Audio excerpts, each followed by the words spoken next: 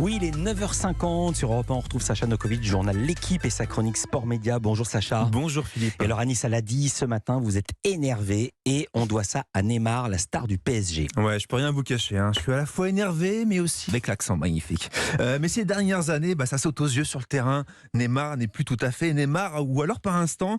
En revanche, sur les réseaux sociaux, le nez continue à faire du nez. Et là, ça devient dangereux. En février, rappelez-vous, il s'était affiché en soirée McDo Poker au lendemain de la défaite allée du PSG. C'était face au Bayern Munich. Mais là, il ne s'agissait pas que d'images. Si, il s'agissait que d'images. En revanche, cette semaine, Neymar a passé un cap. Mardi soir, il s'est filmé en direct sur sa chaîne Twitch en train de perdre 1 million d'euros au casino en ligne. Oh là là. Et ouais, 1 million. Et je vous laisse écouter sa réaction après avoir tout flambé.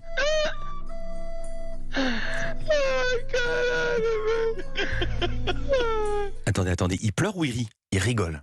Il Ouais, rigole, vous avez il a bien perdu 1 million, entendu. il rigole. Il perd 1 million et il est hilar, le Neymar. Oui, tout va bien. Et attendez, j'ai lu hier dans le classement des salaires publiés par l'équipe qu'il était le deuxième joueur le mieux payé au monde avec 3,6 millions d'euros par mois. Le premier, c'est Mbappé, faut-il le rappeler. Est-ce que ça veut dire que Neymar a perdu près d'un tiers de son salaire et il se marre? Pas vraiment. En réalité, s'il le prend comme ça, c'est que Neymar est le nouvel ambassadeur de ce casino en ligne qui lui a, entre guillemets, offert 1 million d'euros pour aller faire joujou le temps d'une soirée. Pourquoi c'est pas Voilà. C'était des Pourquoi faux c'est pas billets. nous, ouais. Pourquoi Peut-être. Pourquoi c'est pas demandez. nous Soyez ambassadeur, Philippe. Ils m'ont Non, dit non. c'est Bruno Donnet qui va les avoir. Quelle cupidité.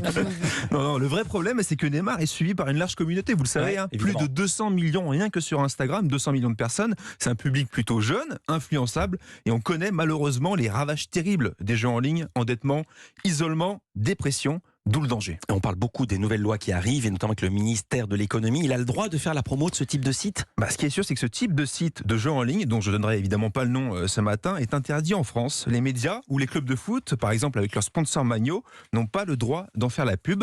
Mais Neymar, joueur vedette d'un club français pourtant, le PSG, sur une plateforme de diffusion visible en France, Twitch a visiblement le droit d'en faire la promo sans être averti. Et ça, c'est vraiment pas jogable. Didier Deschamps, c'est un milieu défensif rugueux. Et comme sélectionneur des Bleus, le même Didier Deschamps sait se défendre. C'est ce qu'on a appris hier. Absolument. C'était par le biais d'une déclaration de son avocate, maître Isabelle Wechstein, à l'AFP. On a appris que Didier Deschamps avait déposé plainte au tribunal de Paris pour diffamation contre le journaliste éditorialiste de RMC, Daniel Riolo. Didier Deschamps n'a aucun problème avec la critique, même acerbe, assure son avocate. Mais là, il est attaqué sur sa probité, son honnêteté. Monsieur Riolo dit de lui que c'est un manipulateur, un menteur, des propos insupportables. Alors j'ai retrouvé la séquence qui a déclenché cette attaque en justice.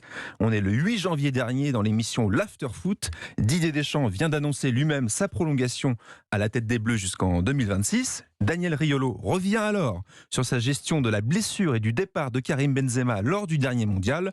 Selon lui, le Ballon d'Or aurait pu jouer quelques matchs, mais a été renvoyé FISA par le staff français. Et l'éditorialiste termine ainsi sa démonstration. Voilà, ça c'est l'histoire de Benzema Deschamps dans cette Coupe du Monde, avec la conclusion qu'on l'a réellement pris pour un con et que Deschamps nous a menti de A à Z, mais le mensonge c'est quelque chose qu'il manie parfaitement, et ce depuis des années. Voilà, et c'est pas tout, Daniel Riolo met alors aussi en avant une forme de jalousie de Deschamps envers d'autres légendes du foot, dont Zidane, en ces termes: si t'étais un joueur petit et juste un porteur d'eau, personne n'y peut rien, contente-toi de ce que tu as eu sans déverser la haine sur les autres. Ces mots-là non plus ne seraient pas passés auprès de Dédé. Et alors, Oui, c'est hyper violent. est-ce que le journaliste a réagi à cette plainte? C'est hyper violent, mais comme une plainte, c'est une première du sélectionneur. Oui, c'était hier soir dans l'Afterfoot, il s'est montré très prudent. On l'écoute. S'il y a suite devant la justice, eh bien, nous laisserons la justice faire son travail et nous préparerons tout ça. Voilà. Nous n'avons à partir de maintenant plus à commenter ce qui nous oppose. Voilà, vous l'avez dit Philippe, c'est une première entre un sélectionneur français et un journaliste. On a connu pourtant des grands moments de tension, par exemple Aimé Jacquet dans les années 90, bien sûr. avec certains médias, ou Raymond Domenech dans les années 2000. Donc on va suivre cette affaire devant les tribunaux ces prochains mois. Première judiciaire. Alors on va finir plus en joie, Sacha, parce que vous vouliez nous présenter une nouvelle discipline qui sera diffusée pour la première fois à la télé française demain en prime time sur la chaîne L'équipe. Oui, je sais que c'est très loin pour vous, mais vous vous rappelez sûrement de la cour de récré, du jeu du chat et de la souris. Ah oui, bien sûr. Comment ça, très loin? Vous connaissez les règles. Moi, c'était il y a trop longtemps. On se souvient des règles. C'est pas la il règle. fallait toucher quelqu'un, l'attraper, il était prisonnier, quoi. Exactement, c'est ça. Et c'est souvent les idées les plus simples qui sont les meilleures. Et deux Anglais, deux petits malins, les frères Deveau, en ont fait une discipline sportive depuis 2015. Non. Ils ont délimité une zone comme ça, installé des obstacles au milieu avec un temps très court pour toucher l'adversaire, 20 secondes. Voilà, ça s'appelle le chess tag. Ça se joue en équipe dans de grandes salles avec du public gonflé à bloc. Et ce sont les championnats du monde qui sont diffusés demain soir en prime sur la chaîne. Mais il fallait garder le nom du loup. On joue au loup, C'est pas c'est mal, le tout. loup aussi. Oui, bien Ouais. sûr. Oui, mais c'est pas international. Et là, ce Non. sont deux Anglais. Deux Anglais. Et aux commentaires français, en revanche, on retrouve un spécialiste de la discipline, Charles Poujade, gagnant du dernier Attends. Ninja Warrior sur Attends, TF1. il y a des spécialistes de la discipline. C'est ça l'info principale du truc. Ils sont pros. Et à côté de lui, il y aura un commentateur qu'on connaît bien sur la chaîne L'équipe, plutôt habitué à commenter du foot, c'est Johan Rioux. Ouais. Du coup, je suis allé lui demander si le jeu du chat, c'était aussi intense que le ballon rond. En l'écoutant, vous allez vite comprendre. C'est vraiment beaucoup d'intensité, ça va très très très vite. Et ce qui est génial, c'est que ce sont des parties vraiment de 16 face à face. Ça dure maximum 20 secondes.